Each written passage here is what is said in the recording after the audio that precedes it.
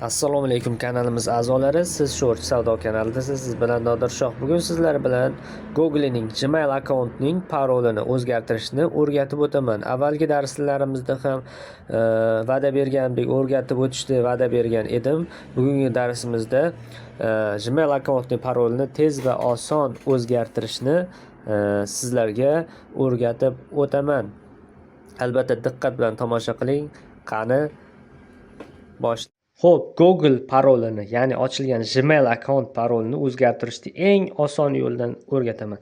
Buning uchun Play Marketga kirib olamiz. Mana Play Marketga kirib olganimizdan so'ng, mana bu profilning ustiga bosamiz. Bosganimizdan so'ng Управление akkaunt Google degan joyga bosamiz. Ustiga bitta bosamiz. Bosganimizdan so'ng sozlamalar bo'limi ochiladi. Xo'p, ochilgandan so'ng pastroq tushiramiz. Безопасный и вход akkaunt yoki mana parol akkaunt Google deb qo'yib ko'ryapsizmi? Xo'p, biz nimaga kiramiz? Biz безопасный и вход akkauntga kirib olamiz. Ustiga bitta bosamiz, qulfni ustiga bosamiz. Bosganimizdan so'ng bizga shunaqa oyna ochiladi. Xo'p, parol bo'limiga kiramiz. Mana bu parol bo'limiga kiramiz. Bosganimizdan so'ng telefon parolini yoki barmoq izingizni tekkizasiz. Telefoningizga blokirovkaga qo'ygan parolingizni kirgizsangiz ham bo'ladi. Barmoq izini tekkizsangiz ham bo'ladi. Masalan, barmoq izi qo'ymagan bo'lsangiz, mana использовать parolga kirasizda parolni kirgizasiz. Blokirovka parolini kirgizasiz. Xo'p. Hozir kirgizib olamiz.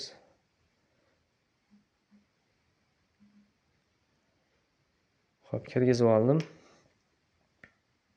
Kirgizib olganimdan so'ng menga yangi parolni o'rnating deyapti mana. Ko'ryapsizmi? Eski parolni so'rab o'tirmaydi, yangi parolni birdan o'rnataverasiz. Xo'p, endi nima qilamiz? Endi bironta yangi parol o'rnatsak bo'ladi. Xo'p, masalan o'zingizga ma'qul bosh harf, ismingizni bosh harfini qo'ysangiz ham bo'ladi. Keyin telefon raqamingizni yozsangiz ham bo'ladi. Men hozircha taxminan raqamlar qo'yapman. 7 ta 8 ta raqamdan hosil bo'ladi. Masalan, mana shu.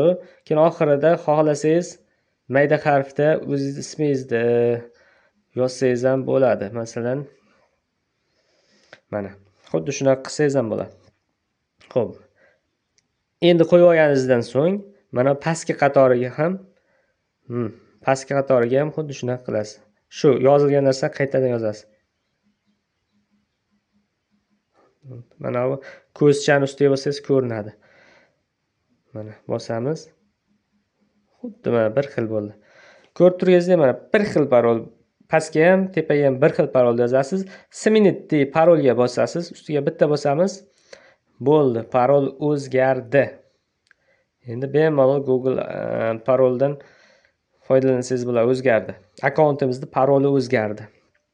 Akkaunt parolni xuddi mana shunaqa usulda o'zgartirib olsangiz bo'ladi. Agarda akkauntingizning paroli esingizdan bo'lmasa, esingizdan chiqib ketgan bo'lsa, mana shu yo'l bilan o'zgartirib, yangi parolga, o'zingiz biladigan parolga o'zgartirib olish imkoniyatiga egasiz. Xo'p.